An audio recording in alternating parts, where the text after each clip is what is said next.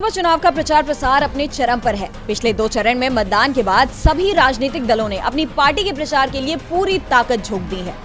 कांग्रेस सांसद राहुल गांधी ने आज गुजरात के पाटन और छत्तीसगढ़ के बिलासपुर में रैली को संबोधित किया। गुजरात में राहुल ने कहा कि बीजेपी के नेता खुलकर कह रहे हैं, अगर चुनाव जीते तो इस संविधान को बदल देंगे, आरक्षण खत्म कर देंगे। जबकि हमारी सरकार बनी तो हम आरक्षण में लगे 50% के कैप को हटा देंगे। राहुल ने कहा कि आरक्षण एक सोच है, इसका मतलब है हिंदुस्तान के पिछड़ों, दलितों, आदिवासियों को उनकी भागीदारी मिलनी चाहिए, लेकिन बीजेपी इसके खिलाफ है। राहुल ने कहा, जब ये सरकारी चीजों को प्राइवेट करते हैं, आरक्षण को खत्म करते हैं, अग्निवीर जैसी स्कीम लाते हैं, आरक्षण को खत्म करते हैं। पब्लिक सेक्टर में दलितों, आदिवासियों, पिछड़ों को जगह मिलती थी, लेकिन जैसे ही उसे प्राइवेट किया जाता है, इनको जगह नहीं मिलती। देश में आरक्षण, वोट, अधिकार ये सभी संविधान की देन है। अगर संविधान नहीं रहा तो आदिवासी साथियों के हाथ से जल, जंगल, जमीन गायब हो जाएंगे। राहुल ने कहा कि हम जिन्हें आदिवासी कहते हैं, बीजेपी के लोग उन्हें वनवासी कहते हैं। हमारे लिए आदिवासी का मतलब जो देश के सबसे पहले मालिक है, लेकिन बीजेपी के लोग आपको वनवासी कहते हैं क्योंकि वे चाहते हैं आपको जल, जंगल, जमीन ना मिले। राहुल ने मध्य भारत में मोर्चा संभाला तो प्रधानमंत्री नरेंद्र मोदी देश के दक्षिण से पश्चिमी छोर का दौरा करते हुए नजर आए। पीएम मोदी ने सोमवार को कर्नाटक और महाराष्ट्र में 4 रैलियां की। इस दौरान वो आरक्षण के मुद्दे पर सफाई भी देते हुए नजर आए। उन्होंने कहा कि आज बाबा साहेब अम्बेडकर भी चाहकर आरक्षण खत्म नहीं कर सकते, मोदी तो बहुत दूर की बात है। सोमवार को सुप्रीम कोर्ट में कई अहम मुद्दों पर सुनवाई हुई।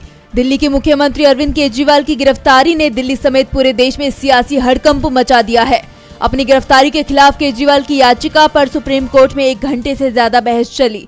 कोर्ट में केजरीवाल की तरफ से पैरवी कर रहे वकील अभिषेक मनु सिंघवी ने अपनी दलीलें दी कि हमने जमानत की याचिका नहीं लगाई, गिरफ्तारी को चुनौती दी क्योंकि हम इसे अवैध मानते हैं। गिरफ्तार करने का अधिकार होने का मतलब ये नहीं कि गिरफ्तार कर लें। आरोप सिद्ध होना चाहिए, सिर्फ शक नहीं होना चाहिए। आपके पास पुख्ता सबूत होने चाहिए। सिंघवी ने ईडी की कार्रवाई पर सवाल उठाते हुए कहा कि शरत रेड्डी ने अपने 9 बयानों में केजरीवाल का नाम नहीं लिया था। शरत रेड्डी ने उनका नाम 10 अप्रैल तक नहीं लिया था, लेकिन क्या ईडी ने उसके 10वें बयान पर भरोसा करने की वजह बताई? कोर्ट ने ईडी के समन का जवाब न देने को लेकर सवाल पूछे तो सिंघवी ने जवाब देते हुए कहा कि ईडी के नोटिस का डिटेल में जवाब दिया गया। आप आज ये नहीं कह सकते हैं कि आप आए नहीं, इसलिए हमने गिरफ्तार कर लिया।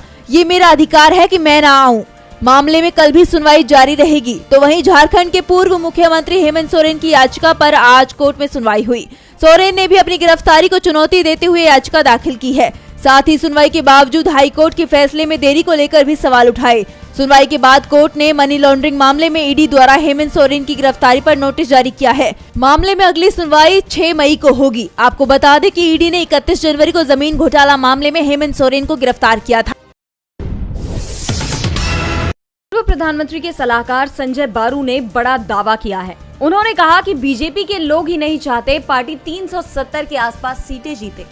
पार्टी के दिग्गज नेता ही बीजेपी की बड़ी जीत के खिलाफ है। अमित शाह, राजनाथ सिंह और नितिन गडकरी चाहते हैं कि पार्टी को 270 के आसपास सीटें मिले, जबकि पीएम मोदी 370 सीटों का दावा कर रहे हैं। अगर बीजेपी को बड़ा बहुमत मिला तो पार्टी में दूसरे सभी नेताओं की ताकत समाप्त हो जाएगी।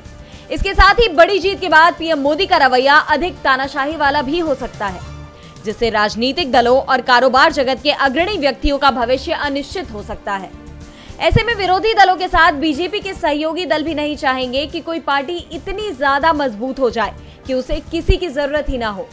राज्य के मुख्यमंत्री भी साधारण बहुमत वाली सरकार के साथ ज्यादा सहज महसूस करेंगे, क्योंकि ऐसा प्रधानमंत्री उनकी बात ध्यान से सुनेगा और उनके साथ सम्मानजनक व्यवहार करेगा।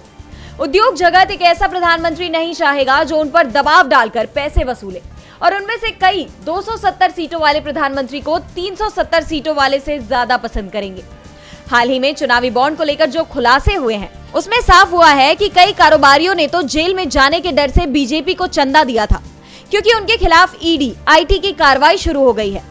बारू ने दावा किया कि बेहद ताकतवर प्रधानमंत्री की तुलना में कमजोर प्रधानमंत्री के शासनकाल में भारत की विकास दर ज्यादा तेज रही है। बारू ने दावा किया कि आरएसएस भी नहीं चाहता है कि बीजेपी को बड़ी जीत मिले।